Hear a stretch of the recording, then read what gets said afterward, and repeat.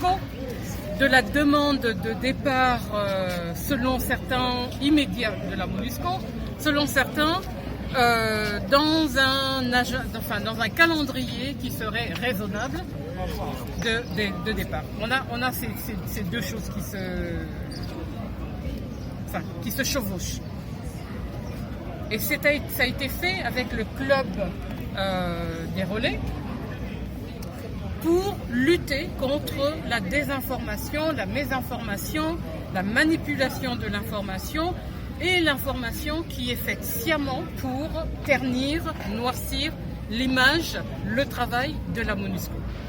Donc, nous engageons plusieurs audiences et aujourd'hui, l'audience était les jeunes étudiants à partir de l'année de licence pour écouter leurs questions et parler des questions qui ont fâché et qui continuent de fâcher, puisque dans la salle, nous avions ceux qui sont venus pour être dans de l'écoute, dans de l'échange, et nous avons ceux qui étaient venus pour être dans la projection de narratifs déjà construits à l'extérieur sur le travail de la mission, le bilan de la mission. Bref, on a fait l'évaluation des performances de la mission sans jamais avoir été en contact direct avec la mission pour parler avec la mission. Donc si on est dans un environnement et un cadrage où on veut un dialogue, et je pense que c'est ce que l'État, le gouvernement a dit, ils veulent une réévaluation de travail de la mission, qu'à cela ne tienne, alors l'objectif c'était d'écouter, de dire quels sont les sujets qui fâchent. Alors il y en a eu plein, je ne vais pas les résumer, parce que vous étiez dans la salle, mais ce que je retiens de tout ça, c'est que, je l'ai dit, c'est un travail de longue haleine. Il va falloir y aller progressivement parce qu'il y a des formatages qui sont là depuis des années. Et dans ces formatages, pour déconstruire et arriver à une authenticité d'un examen réel, objectif, objectivé de ce qui a été fait, de ce qui n'a pas été fait et correctement fait, doit être amélioré, il faut qu'on soit dans une logique d'authenticité. Et je crois que pour l'instant, on est encore dans à la fois ce que j'appelle de l'écoute attentive, authentique, et on est dans des postures qui ont des agendas, des intérêts, et ces agendas et ces intérêts nous amènent dans une dynamique où pour l'instant on est un peu dans un dialogue de sourds. Voilà, le coordinateur qui va remettre le cadeau. Et vous allez remarquer, maman Bintou, que c'est un symbole où on voit une maman avec deux enfants, une femme et un garçon. Et ensuite, on a juste écrit merci maman Bintou, parce que au-delà de votre casquette de secrétaire, pour nous, pour cette jeunesse, vous êtes également une mère. Et ensemble, nous voulons, est-ce que nous pouvons applaudir pour maman Bintou? Merci beaucoup d'avoir honoré notre présence. Et c'est important pour nous d'avoir également vos impressions par rapport à la journée et par rapport à la conférence. Vos impressions, maman.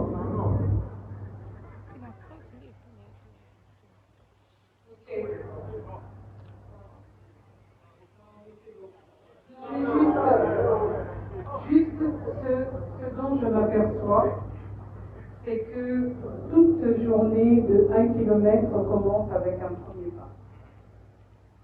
Et donc je considère aujourd'hui comme un premier pas.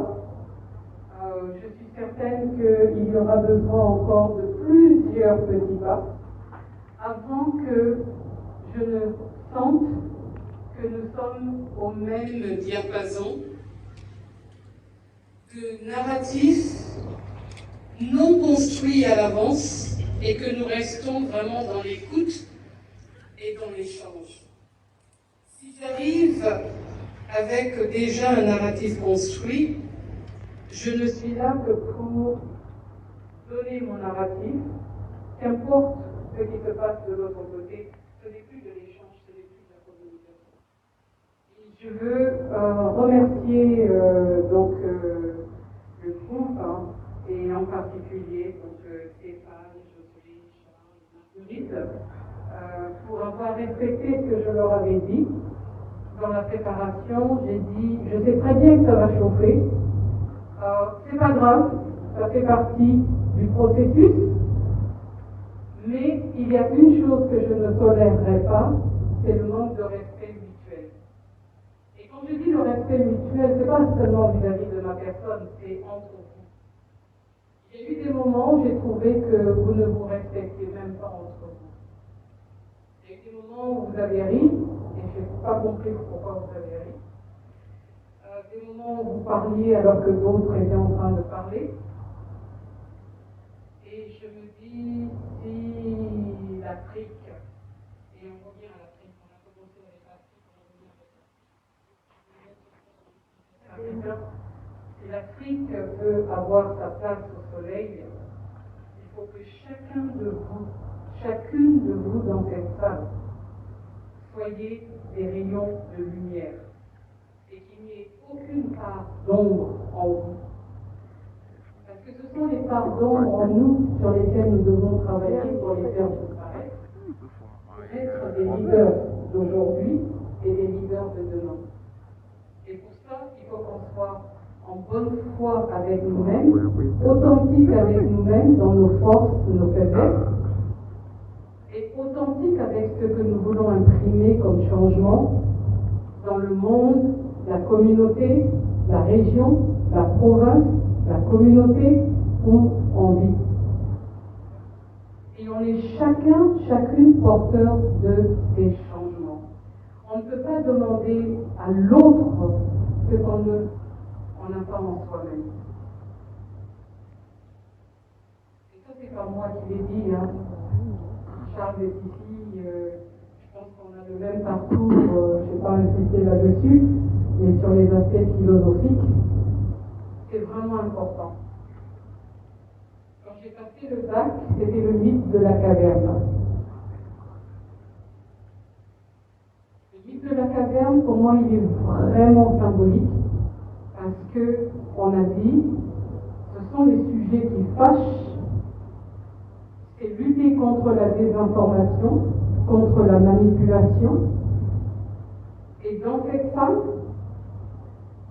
en étant complètement authentique avec vous, je vois ceux qui sont venus avec de la désinformation, je vois ceux qui sont venus avec la mésinformation, et je vois ceux qui sont venus, ceux et celles qui sont venus avec l'intention d'écouter, de prendre et de voir comment est-ce que eux ils vont évoluer ou elles vont évoluer d'une façon qui permette d'être dans une perspective de paix avec soi d'abord et avec les autres. On n'offre pas la paix qu'on n'a pas en soi-même. On peut tous réclamer la paix. Et je vais terminer avec un exemple de ma professeure de philosophie à l'année du bac. Elle a fait ceci. Elle est partie de la porte et elle est rentrée dans la salle de classe. Nous étions à peu près une trentaine. Et quand elle est rentrée, elle a fait « Je vous aime ».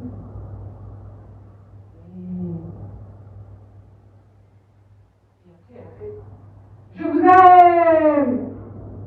Et ça nous a tous crispés. Et on était là, mais pourquoi est-ce qu'elle crie pour nous dire qu'elle nous aime? On n'a pas compris. Après, elle s'est assise. Et quand elle s'est assise, elle a fait « Qu'est-ce que vous êtes des imbéciles? Qu'est-ce que vous êtes des imbéciles et des idiots ?» Mais parce que la voix était faite de telle manière qu'on était tous en train de « Oh, là, elle ne crie plus. » C'est quelque chose que j'avais quand j'avais 18 ans. C'est quelque chose qui m'est resté. On peut dire les choses, mais la manière dont on dit les choses, la manière dont on cadre ce que l'on dit, est tout aussi important que le message. C'est pour ça que j'ai parlé de la méthode Esther et de la méthode SAP.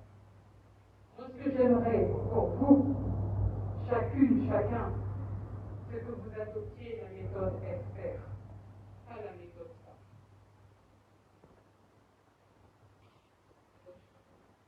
Donc, à aller googler et à regarder de façon approfondie qu'est-ce que c'est ça et qu'est-ce que c'est expert.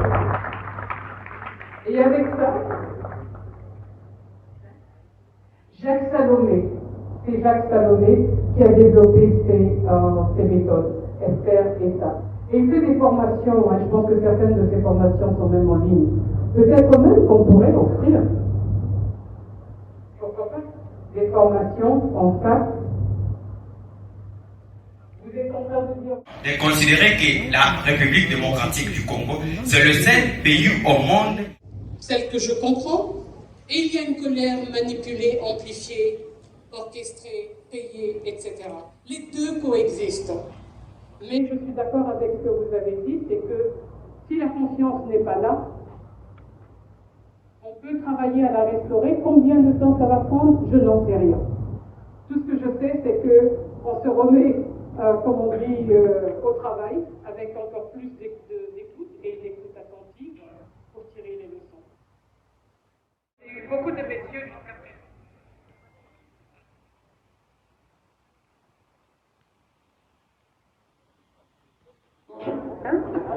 Je suis Dalila Chala de l'Université mondiale.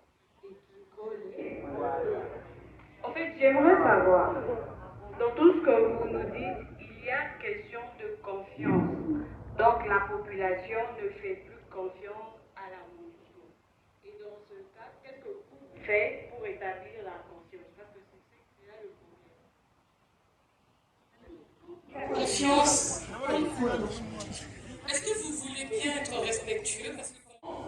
Où elle a considéré que son armement est faible par rapport à l'armement utilisé par le M23 et d'autres équipes d'attaque.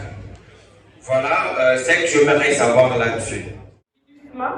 Et nous avons aussi une demande de départ de la MINUSCA, qui est la mission en République centrafricaine.